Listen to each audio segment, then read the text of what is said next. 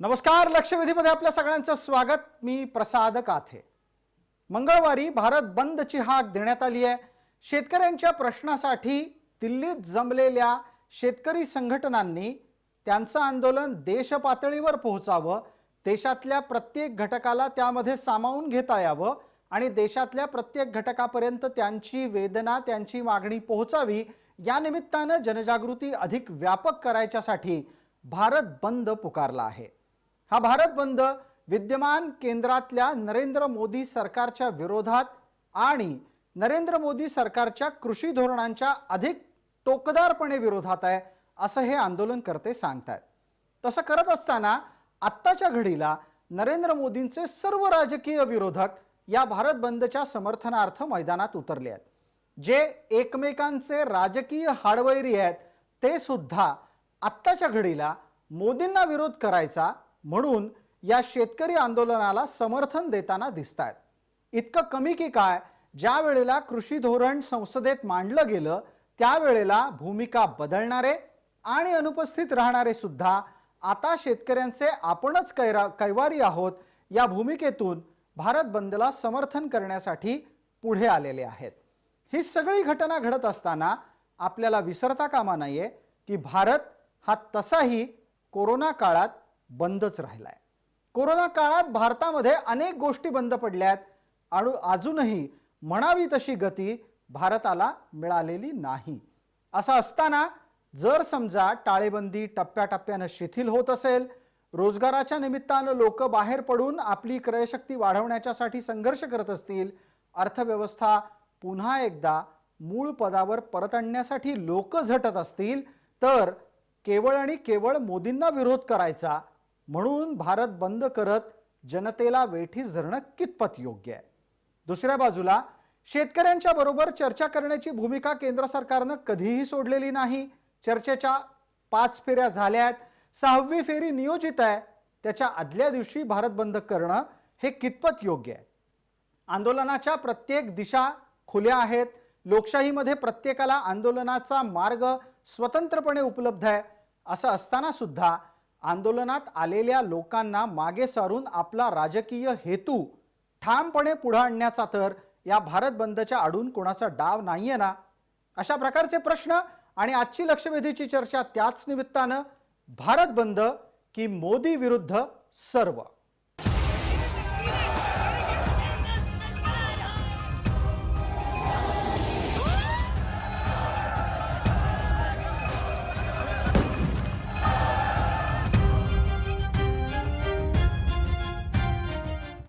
या चर्चेत आपल्याबरोबर कोण कोण सहभागी होत आहेत त्यांचा परिचय आपल्याला पटकन करून देतो. आपल्यासोबत आहेत भारतीय जनता पार्टीचे प्रवक्ता गणेश हाके, काँग्रेसचे प्रवक्ता डॉक्टर राजू वाघमारे थोड्याच वेळात आपल्यासोबत जोडले जातील. आपल्यासोबत किसान सभेचे अध्यक्ष डॉक्टर अजित नवले जोडले गेलेले आहेत. सरोज काशीकर शेतकरी नेत्या आहेत. तसंच शेतकरी पुत्र आंदोलनाचे डॉक्टर आशिष लोहे आपल्यासोबत जोडले गेलेले आहेत. जे मान्यवर ऑनलाईन आपल्यासोबत जोडले गेलेले आहेत त्यांना फक्त एक विनंती आहे की त्यांनी कृपया आपल्या नेटवर्कची काळजी घ्यावी आणि आपल्यासोबत असलेल्या गणेश हाकेंना विनंती आहे की वेळेची मर्यादा आपल्याला पाळायची आहे. राजू वाघमारे थोड्याच वेळात जोडले जातील, त्यांनाही आपण या सूचना करू. आत्ताच्या घडीला कशाही प्रकारे म्हणजे या मुद्द्याला स्पर्श करण्यापूर्वी सोशल मीडियावर अर्थात समाज माध्यमांवर काय घडतंय, काय प्रतिक्रिया येत आहेत त्या मी आपल्याला दाखवणार आहे. तेव्हा पूर्ण स्क्रीनभर काही ग्राफिक्स आणि काही कार्टून्स येतील, त्यातून आपण पाहू. सर्वप्रथम या आंदोलनाला समर्थन करणाऱ्या लोकांनी काय प्रकारची अभिव्यक्ती समाज माध्यमात केली आहे ती पाहूया. ती अभिव्यक्ती आहे ही अशी. यात काय लिहिलंय तुम्ही पहा. भारत बंद 8 डिसेंबर 2020. खालचं वाक्य अत्यंत महत्वाचं आहे. किसान जागे मोदी भागे. अर्थात हा भारत बंद मोदींना पळवून लावण्यासाठी आहे की काय याच्यातून असं स्पष्ट होतं. त्याला येणारं उत्तर समोर येतंय आपल्या. I will not support Bharat बंद अशा प्रकारानं त्याला उत्तर दिलं जातंय सोशल मीडियावर. बंदच्या समर्थकांचं एक आणखीन प्रो मोदी आणि अँटी मोदी अशा प्रकारचे 2 विभाग आपल्या समोर आहेत. बंद समर्थकांचं आणखीन एक दृश्य आपल्या समोर येत आहे, ते आपण पाहू. त्या प्रमाणात काय दृश्य त्यांनी मांडली आहेत तीही आपल्याला दिसतील.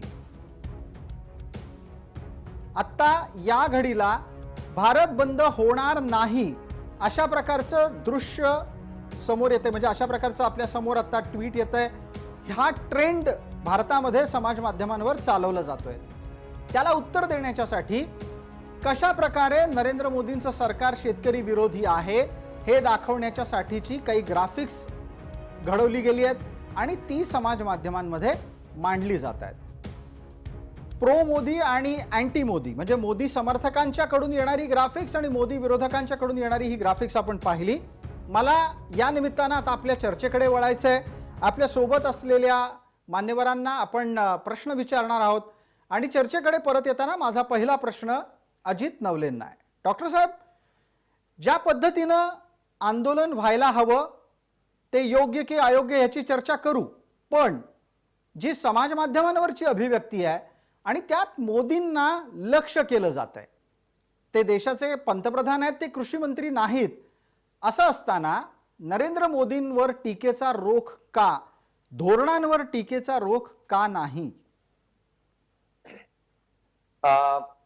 खर तर आंदोलनांच्या निमित्तानं धोरणांची चर्चा अधिक झाली पाहिजे आणि कोणती धोरणं चुकीची आहे कोणती बरोबर याचं विचारमंथन झालं पाहिजे. या आपल्या विचाराशी किंवा हा जो आपला रोख आहे त्याच्याशी मी नक्कीच सहमत आहे. परंतु आपला दुसरा जो प्रश्न आहे की मोदी काही कृषी मंत्री नाही, मग मोदींना का लक्ष केलं जात आहे, तर त्याचं सरळ उत्तर असं आहे की कृषी मंत्र्यांना पाहून या देशातल्या श्रमिकांनी, शेतकऱ्यांनी किंवा जनतेने भाजपला मतं दिलेली नाहीत, मोदींना पाहून मतं दिलेली आहेत. आणि मोदींना जे 350 सभा घेतल्या त्याच्यामध्ये स्वामीनाथन आयोगाचा जिक्र केला, मोदींनी ज्या सभा घेतल्या त्याच्यामध्ये शेतकऱ्याचं उत्पन्न दुप्पट करण्याची आश्वासनं दिली, मोदींनी ज्या सभा घेतल्या त्याच्यामध्ये 1.5 हमी भावाच्या बद्दलची शाश्वती शेतकऱ्यांना दिली, आजचे दिन आणण्याची शाश्वती दिली. आणि त्यामुळे ज्यांनी आश्वासन दिलंय स्वाभाविकरित्या जनता त्यांनाच जाब विचारणार. आपण निर्णय प्रक्रिया सुद्धा जर देशाच्या मंत्रिमंडळाची पाहिली तर मला असं वाटतं की आपल्या समोर नरेंद्र सिंग तोमर हे कृषी मंत्री आहेत, ते तुम्हाला आम्हाला माहित होतं, पण सामान्य शेतकऱ्याला आणि जनतेला ते आत्ताच माहित झालंय अशी अवस्था आहे.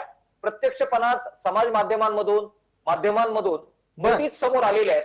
आणि त्यामुळे थोडक्यात आपलं म्हणणं लक्षात आलं की मोदींना बघून मतं दिली आणि त्यामुळे येणाऱ्या प्रत्येक धोरणावर मोदींची छाप आहे.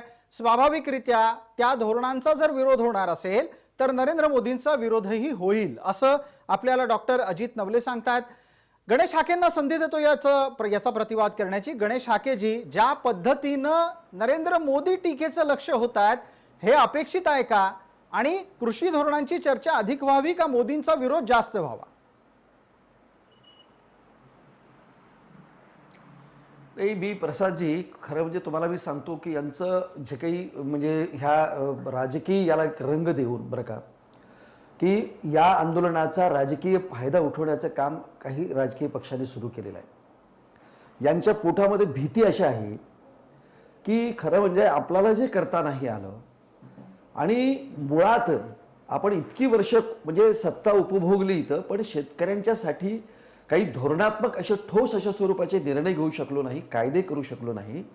पण ज्यांना भटजीचं किंवा म्हणजे भटा बामणांचं भारतीय जनता पार्टी असं म्हणून हिणवलं जायचं, त्याच पक्षानं शेतकऱ्यांच्या खरं म्हणजे मुळात जे शेतकऱ्यांची जी समस्या आहे, मुळात शेतकऱ्यांच्या आर्थिक धोरणांच्या संदर्भामध्ये, आर्थिक विषयाच्या संदर्भामध्ये अत्यंत गांभीर्याने विचार करून ठोस अशा स्वरूपाचे कायदे केले. आणि त्यामुळं जे शेतकऱ्यांना म्हणजे ज्याला बैलजोडी म्हणतो आपण, गाय वासरू म्हणतो, अशा भावनिक मतांवरती ज्यांनी आतापर्यंत राजकारण केलं त्यांचं राजकारण या कायद्यांमुळे संपुष्टात येतं की काय अशी त्यांना भीती निर्माण झालेली आहे. आणि त्या भीतीच्या पोटी यांनी खरं म्हणजे यांना पाप लागेल की ज्या शेतकऱ्यांच्या हितासाठी हे कायदे केलेले आहेत याचं शेतकऱ्यांचं हित अहित ही न लक्षात घेता हे लोक केवळ राजकीय म्हणजे देशापोटी या कायद्याला विरोध करतायत असं मला हे या तुम्हाला एकूण पाहिल्यानंतर लक्षात येतं. ठीक आहे, गणेश हाके, मुद्दा लक्षात येतोय. सरोज काशीकरांकडे जाऊयात पटकन. सरोजजी, आता मुद्द्यांवर चर्चा अधिकाधिक गरजेची आहे. ज्या वेळेला केंद्र सरकार चर्चेसाठी आपली दरवाजे खुले करतं, आतापर्यंत 5 चर्चेच्या फेऱ्या होतात, पुढची फेरी 9 तारखेला होणार असते, मग त्याआधी 8 तारखेला बंद का पुकारावा? आपल्याला हा बंद थांबवता आला असता का? आपल्याला याचा अर्थ मी व्यक्तिगत तुम्हाला नाही म्हणत आहे, आंदोलकांच्या अनुषंगाने मी हा प्रश्न उपस्थित करतोय. चर्चा होत असताना बंदचं हत्यार का उपसलं जात आहे?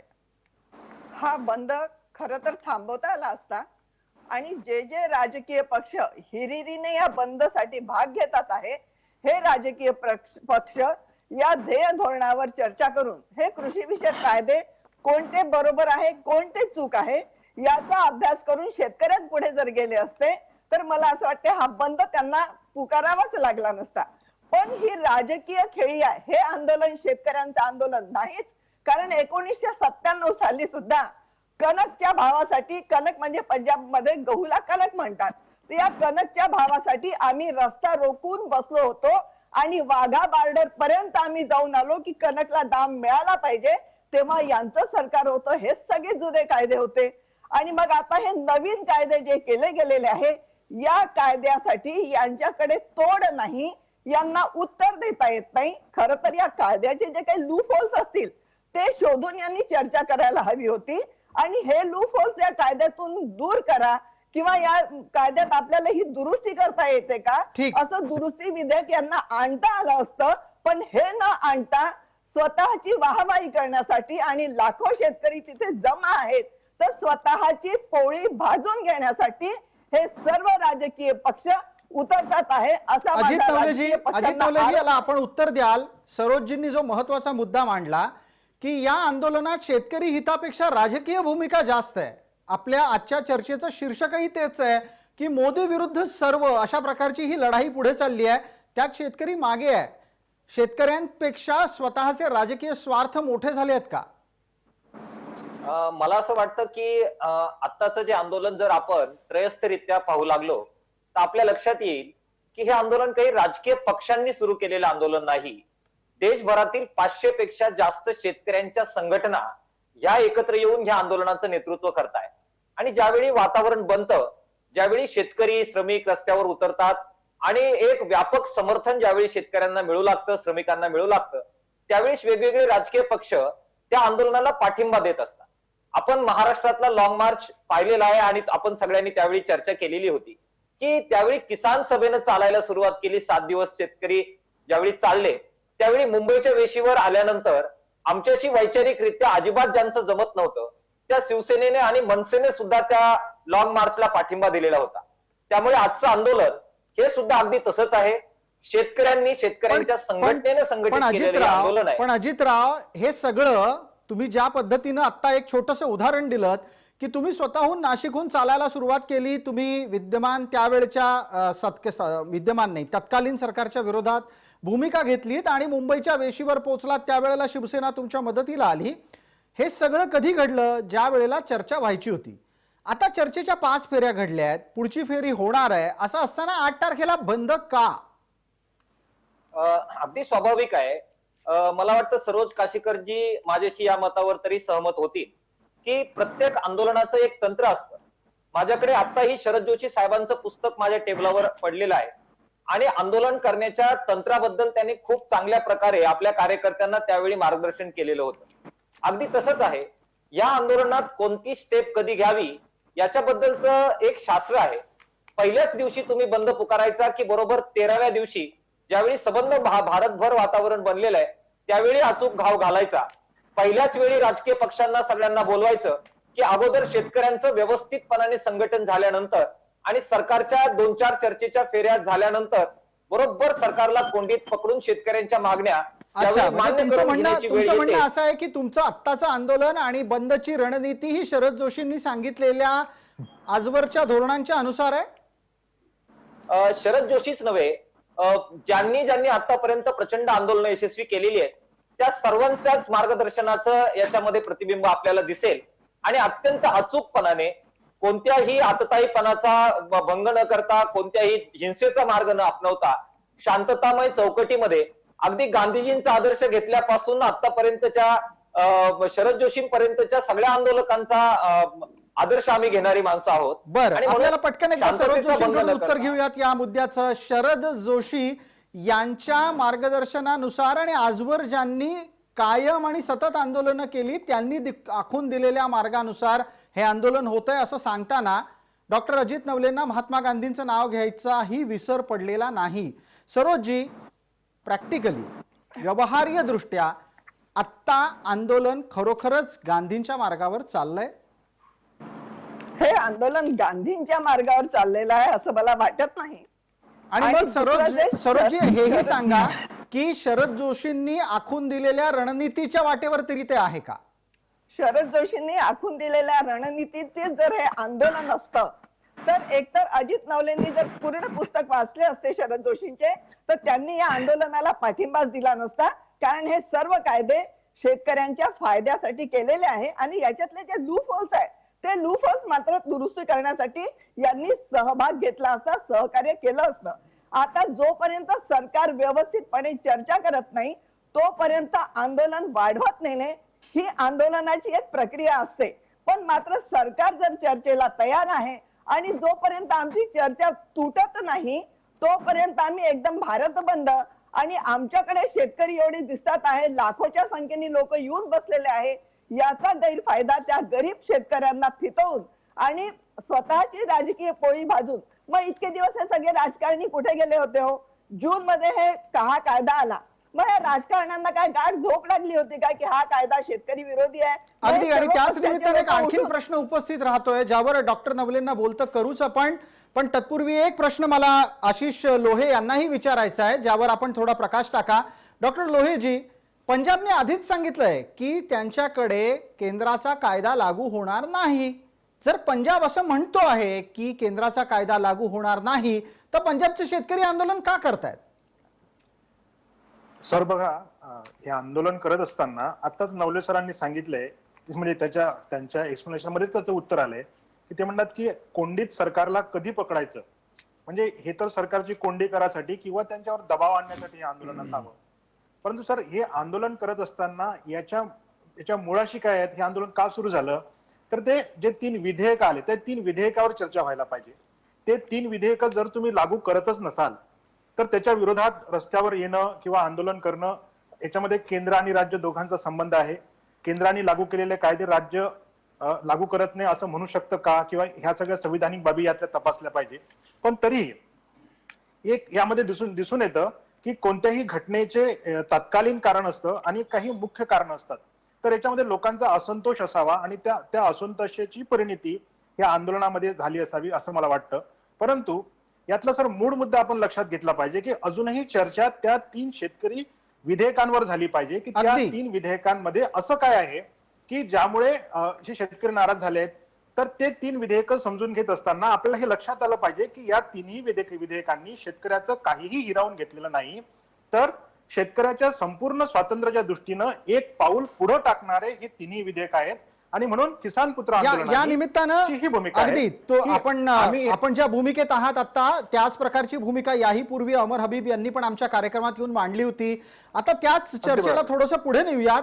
थोड्या वेळापूर्वी सरोजजी काशीकर यांनी एक महत्वाचा मुद्दा मांडला ज्यावर अजित नवलेंना बोलतं करायला लागेल की अजित नवलेजी, जर समजा सरकार चर्चा करतंय तर बंद का, याचं उत्तर नाही सापडत आहे. मी हा प्रश्न दुसऱ्यांदा विचारतोय आपल्याला. अगदी बरोबर आहे. सरकार चर्चा करतंय परंतु मागण्या मान्य करत नाहीये.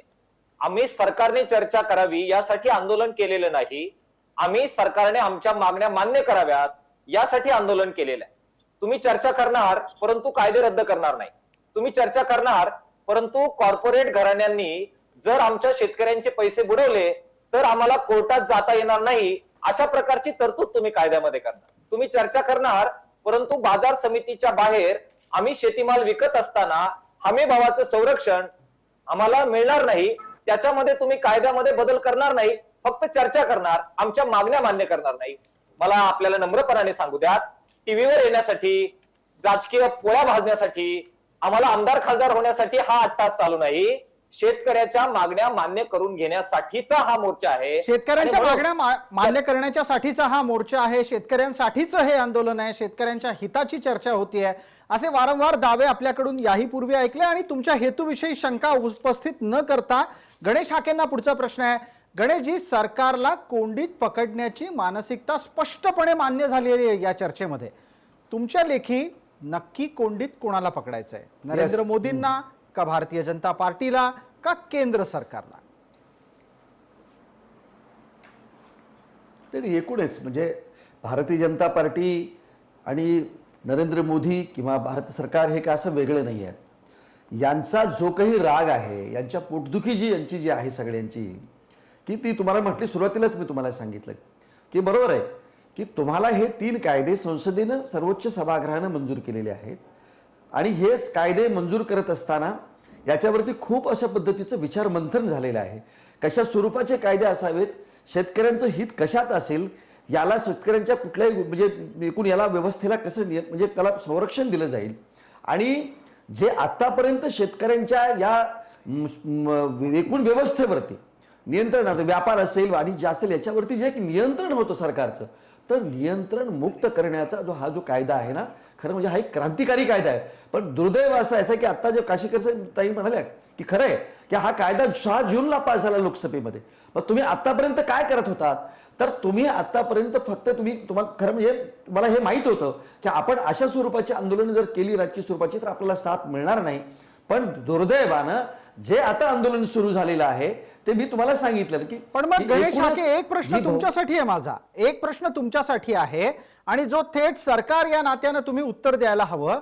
तुमच्या लेखी जर विद्यमान कृषी धोरण अत्यंत छान आहे, शेतकऱ्यांच्या हिताचं आहे, तर मग शेतकऱ्यांना कन्व्हिन्स करणं अर्थात पटवून देणं यात केंद्र सरकार कुठेतरी कमी पडलं का? नाही बघा, प्रामाणिकपणे आम्ही प्रयत्न करतो आहोत अजूनही. आणि जर सरकारची जर इच्छाच नसती तर शेतकऱ्यांच्या बरोबर चर्चेला 3, 4, 5 फेऱ्या ज्या आहेत त्या या सरकारनं केल्या नसता. अजूनही त्यांना असं वाटतं की ज्या या कायद्यातल्या काही तरतुदीमुळे शेतकऱ्यांना त्रास होईल किंवा शेतकऱ्यांचं अहित होईल अशा पद्धतीचं जर या शेतकरी संघटनांनी जर पटवून दिलं तर निश्चितपणे सरकार त्याच्याबद्दलचा विचार करून त्यात बदल करण्याची मानसिकता सरकारची आहे. पण हे कुठंतरी शेतकरी संघटना सुद्धा गेल्या 5 फेऱ्यांमध्ये हे सुद्धा म्हणजे कमी पडतायत. त्यांना नाही सांगता येत की त्याला तुम्ही हे नका करू तर मग हे करा आणि हे शेतकऱ्याच्या फायद्याचं आहे हे सांगण्यामध्ये शेतकरी संघटना सुद्धा या 4-5 फेऱ्या झाल्या त्याच्यामध्ये त्या म्हणजे अपयशी ठरलेल्या आहेत. आणि गणेश हाके, एक महत्त्वाचा मुद्दा आपण मांडलात. या निमित्तानं चर्चेच्या फेऱ्या एक टप्प्यानं पुढे सरकत असताना अजितराव या प्रश्नाचंही उत्तर द्या की शेतकरी संघटना आपला विरोध का आहे, कोणत्या मुद्द्यावर आहे हे पटवून का देऊ शकत नाहीयेत, का सरकार अडमुठी भूमिका घेत आहे? प्रसादजी, जे नेतृत्व आज दिल्लीमध्ये शेतकऱ्यांच्या वतीनं चर्चा करत आहे त्यांनी आपली सबंध हयात शेतकरी आंदोलनामध्ये घालवलेली आहे आणि कोणीही आमदार खासदार होण्यासाठी नव्हे तर शेतकरी समुदायासाठी अत्यंत चिकाटीनं काम केलेले अभ्यासू अशा प्रकारचे ते नेते आहेत. त्याच्यामुळे आपण या ठिकाणी इथे बसून शेतीचा आपला अत्यंत तोकडा अभ्यास असताना त्या नेतृत्वाची टिंगल करत त्यांना काही समजलेलं नाहीये आणि त्यांना आपला मुद्दा पटवून देता आला नाही असं म्हणणं मला असं वाटतं की योग्य होणार नाही. अजितराव, आपला रोग कुणाकडे आहे? अजितराव, नेतृत्वाची टिंगल केली जाते, हा रोग तुमचा नक्की कुणाकडे आहे? तुमचा गणेश हाकेंवर आक्षेप आहे का माझ्यावर आक्षेप आहे? नाही, आमचे मित्र गणेश हाके ज्या पद्धतीने असं म्हणाले आमचे मित्र गणेश हाके ज्या पद्धतीने म्हणाले किंवा शेतकरी नेत्यांना ते जमलेलं नाही तर बघा तर प्रसादजी तिथे खूप चांगले माणसं आज दिल्लीमध्ये आहेत. मुळात कसं आहे की चिकाटीनं आपले मुद्दे त्या ठिकाणी मांडतायत. डॉक्टर मुळात असं आहे की विरोधासाठी विरोध करायचा जेव्हा असतो ना तेव्हा अशा वेळेला अशीच परिस्थिती निर्माण होते आणि खरोखर प्रामाणिकपणे त्यामध्ये काही उणीव आहेत हे जर असतील तर ते जर दाखवण्याची जर तुमच्यामध्ये ती क्षमता म्हणण्यापेक्षा असतील तर दाखवाल ना. कायद्यामध्ये जर या उणीव असतील. आपल्या बरोबर राजू वाघमारे जोडले गेलेले आहेत आणि आता ते तांत्रिकदृष्ट्या आपल्याला ऐकूही शकतात, बोलूही शकतात. राजूजी, आपल्याला संधी देतोच आहे, एकदा पटकन फक्त अजित नवलेंचं उत्तर पूर्ण होऊ द्यात, मी आपल्याकडे येतो. अजितराव, शेतकरी संघटना सरकारला आपला विरोध पटवून का देऊ शकत नाहीयेत? 5 फेऱ्या आतापर्यंत घडल्या, यात शेतकरी संघटना कमी पडल्या का सरकारची भूमिका अडमुठी आहे?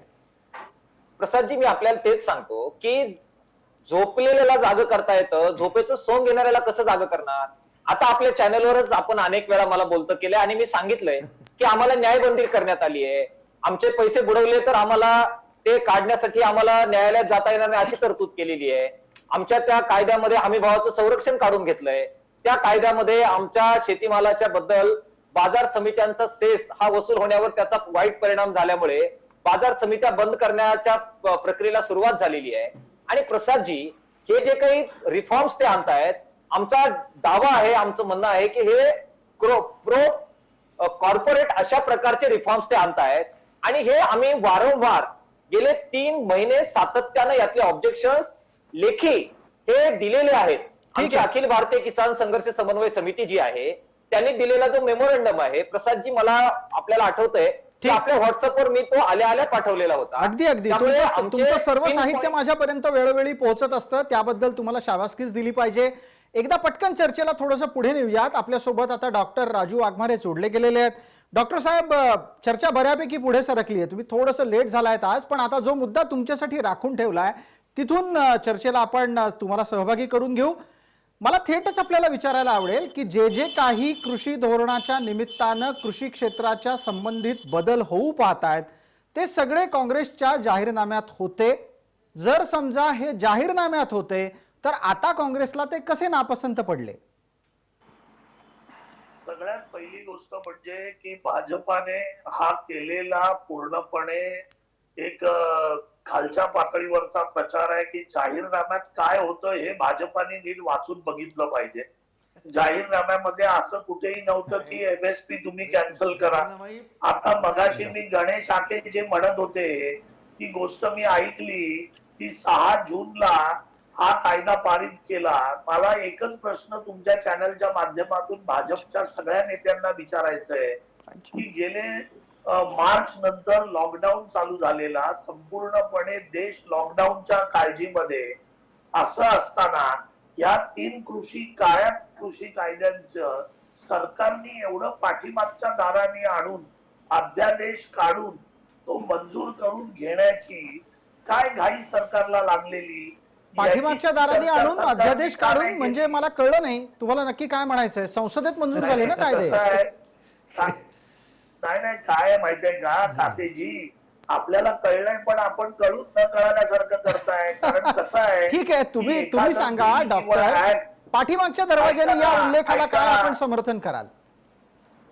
म्हणजे सांगतो ना की एखादा कायदा या सरकारला 3 एवढे महत्वाचे कायदे रिफॉर्मचे अख्ख्या देशातल्या शेतकऱ्यांबद्दल आणायचे होते, मग त्याची लोकसभेमध्ये चर्चा का नाही करू दिली? असं काय करताय डॉक्टर? डॉक्टर, उलट चर्चा झाली ना. जी शिवसेना, जिला तुम्ही मुख्यमंत्री पद दिलेलं आहे, त्या शिवसेनेनं लोकसभेत एक भूमिका घेतली, राज्यसभेत वेगळी भूमिका घेतली. जे शरद पवार देशाचे माजी कृषी मंत्री आहेत ते तर अनुपस्थित राहिले मतदानाच्या वेळेला. एवढं सगळं राजकारण घडलं. जरा कातेजी ऐकून घ्या. म्हणून म्हटलं ठीक आहे, राहिलं आणि कोणी काय भूमिका घेतली याच्यापेक्षा ज्या पद्धतीने हे कायदे पास करून घेतले त्याच्याकडे तुम्ही लक्ष द्या. बरं, दुसरी गोष्ट, तुम्ही मगाशी म्हणताय की शेतकरी कुठेतरी कमी पडतायत का? नाही डॉक्टर, मी हा उल्लेख नाही केलेला. मी हा नाही केला उल्लेख. तो उल्लेख भाजपाच्या प्रवक्त्यांनी केला. त्यांनी प्रश्न विचारला की शेतकरी सरकारला पटवून का देऊ शकत नाहीयेत. डॉक्टर, आपलं म्हणणं पूर्ण करा, वेळेची मर्यादा आहे. ह्याच्यात पटवण्याचं काय आहे? MSP जर तुम्ही कॅन्सल केली तर ती कोणत्या पद्धतीने घेऊ शकतात? शेतकऱ्याचा माल कोण घेऊ शकतं? या देशामध्ये 85 ते 90% शेतकरी आहेत, त्यांना 5 एकर पेक्षा कमी जागा आहे. मग ते साठवण्याची जी भाषा सरकारने जे नियम टाकलेले आहेत की तुम्ही साठवू शकता आणि आपल्या मर्जीप्रमाणे विकू शकता, शेतकऱ्याला तो माल लगेच विकावा लागतो, अशा पद्धतीची त्याची जमीन आहे. त्याच्यामुळे कोण तो माल साठवणार? म्हणजे कॉर्पोरेट साठवणार, आपल्या म्हणण्याप्रमाणे ते मालाचा भाव ठरवणार. डॉक्टर, काही नाशवंत मालाच्या साठी ठिकठिकाणी कोल्ड स्टोरेजेस उभी राहणं, त्या प्रकारच्या शीतगृहांची चेन उभी राहणं, या गोष्टी महाराष्ट्रात घडतायत, विविध भागांमध्ये घडतायत. शेतीतली गुंतवणूक वाढतीये, या सगळ्या गोष्टी त्या अनुषंगाने येतात. मला त्याच निमित्तानं मग डॉक्टर आशिष लोहेंना बोलतं करावंसं वाटेल. आशिष लोहेजी, नाशवंत मालाच्या संरक्षणाच्या साठी जर समजा मोठी उद्योग घराणी शेतीत आली तर ती सगळी शेतीत आलेली उद्योग घराणी शेतकऱ्याची जमीन हडपतील, त्याच्या मालाला योग्य भाव देणार नाहीत आणि पर्यायानं शेतीतून येणाऱ्या उत्पादनाच्या आधारावर शेतकऱ्याचं उज्ज्वल भविष्य न घडता तो कॉर्पोरेट घराण्यांचा गुलाम होईल. या सगळ्या तर्काला काही अर्थ आहे का? आणि तसा संदर्भ कृषी धोरणात सापडतो का? मला पण बोलायला नाही याच्यावर. देणार डॉक्टर, नक्की देणार. तुम्हाला न बोलायला देऊन जातोय कुठं आम्ही? त्याच्या आधी जरा एकदा डॉक्टर आशिष लोहेंचं ऐकूया. तर बघा, आज फक्त 3% शेतमालावर प्रक्रिया होते आणि 30% शेतमाल यासाठी सोडून जातो कारण साठवणुकीची साधनं नाहीत म्हणून. आता यामध्ये जर उद्योजक येणार असतील आणि ते करार पद्धतीनं शेती घेऊन शेतकऱ्याच्या संदर्भामध्ये शीतगृह उभारणार असतील, शेतीवर होणारे प्रक्रिया केंद्र उभारणार असतील, तर हे शेतकऱ्यांच्या फायद्याचेच आहे. या कायद्यामध्ये सरळ अशा तरतुदी आहे की काहीही झालं तरी शेतकऱ्यानं करार करून दिलेली शेती ही हस्तांतरित होऊ शकत नाही, ती मॉर्गेजही होऊ शकत नाही, ती लीजवरही कोणाला देता येत नाही. एवढंच नाही तर त्या शेतीवर जे काही स्ट्रक्चर उभं राहत असेल ते करार संपल्यानंतर काढून घेण्याची जबाबदारी कंपनीवर दिलेली आहे. जर त्यांनी काढून घेतलं नाही तर ते स्ट्रक्चर शेतकऱ्याच्या मालकीचं होईल. एक अगदी वर्स्ट कंडिशन लक्षात घ्या, कोणताही आमचा शेतकरी बांधव असं करणार नाही, पण समजा आमच्या एखाद्या शेतकऱ्या बांधवांनी कंपनीसोबत करार केला आणि त्यांनी बियाणे उचलली, खतं उचलली आणि त्यांनी पेरलंच नाही, असं कोणी शेतकरी करणार नाही. पण समजा केलं, असं झालं तर अशा परिस्थितीमध्ये कोण दोषी असेल? शेतकरी दोषी असेल. आशिषजी, शेतकऱ्याला भरपाई द्यावी लागेल. पण आशिषजी, ती एक भरपाई आणखी त्याला छोटासा तपशील या जमिनीतून निमित्तानं देता येणार चर्चेमध्ये मी आणतो. आपल्याकडे आडत मुक्तीचा कायदा झाला. आपल्याकडे शेतीमालाला थेट ग्राहकांपर्यंत पोहोचवण्याच्यासाठी संत सावतामाळी बाजाराची स्थापना झाली. त्या पद्धतीनं माल थेट ग्राहकांना मिळायला लागला. आजही आपण अनेक नागरी वस्त्यांमध्ये छोट्या छोट्या गाड्या अशा पाहतो ज्या थेट कृषी माल शेतीतून आणून ग्राहकांपर्यंत आणतात. या सगळ्या गोष्टी घडत असताना आपल्या 2016 मध्ये शेतीत तो कायदा आला. अगदी आपल्या शेतीमध्ये कॉर्पोरेट घराण्यांनी केलेली गुंतवणूक आणि त्यांनी शेतकऱ्याला मिळालेला फायदा असं एक उदाहरणच या चर्चेमध्ये तुम्ही द्या. कुठे घडलंय असं चांगल्यापैकी एखादं उदाहरण आहे का, की ही केवळ गावगप्पा आहे? नाही सर, 2016 मध्ये बघा, आपल्याला फळे आणि भाजीपाला हा बाजार समितीच्या बाहेर विकण्याचं स्वातंत्र्य मिळालं. त्यानंतर काही शेतकऱ्यांनी प्रायोगिक तत्वावर असा प्रकारचा प्रयोग केलेला आहे. इव्हन कोरोनाच्या काळामध्ये जेव्हा मुख्य बाजार बंद होते तेव्हा ठिकठिकाणी म्हणजे शेतकऱ्यांनी आपला शेतमाल विकला ना आणि त्यांना फायदाही झाला आहे. जर मध्यस्थी आणि दलाल जर शेतकऱ्यांना नको असतील, म्हणजे ज्या शेतकऱ्यांना नको असतील, तर त्यांच्यासाठी शेतकऱ्यांनी माल आणून आपला इथे विकला, अगदी विकलाय ह्या कोरोनाच्या काळामध्ये चांगलं डॉक्टर लोहे सांगतात ते बरोबर आहे. हा अगदी. सरोजी काशीकरांना एक मुद्दा मांडायचा आहे. आपल्याला प्रत्येकाला वेळेची मर्यादा आहे. डॉक्टर वाघमारे यांनाही आपल्याला बोलतं करायचंय. सरोजी काशीकर, थोडक्यात काय तर शेतकरी हा खुल्या बाजारपेठेचा थेट घटक व्हावा.